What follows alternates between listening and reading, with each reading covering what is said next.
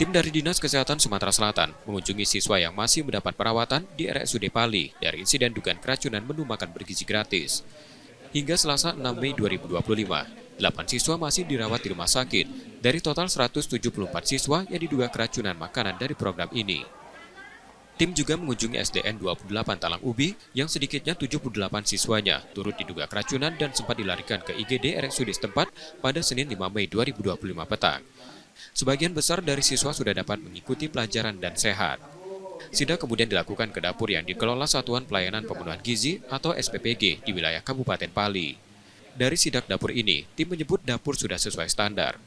Namun tim memberikan beberapa masukan terkait pengelolaan dapur agar dapat berbenah setelah insiden 174 siswa mengalami gejala keracunan. Dapur ini melayani 3.000 siswa di Pali, namun siswa yang mengalami gejala keracunan hanya 174 orang. Tidak steril masuk. Kemudian pada saat pencicipan makanan, maksud diantar harus ada di organoleptik, dia harus dicicipin. Nah, tetapi itulah kita tidak tahu, kalau cuma sedikit, kita nggak tahu yang lain.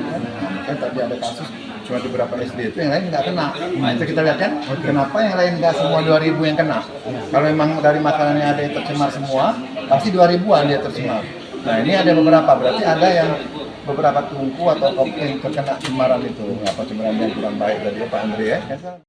Sebelumnya ratusan siswa di Talang Ubi, Kabupaten Pali harus dilarikan ke IGD rumah sakit setelah mengalami pusing dan mual, diduga usai menyantap menu makan bergizi gratis pada pembagian Senin 5 Mei 2025 lalu.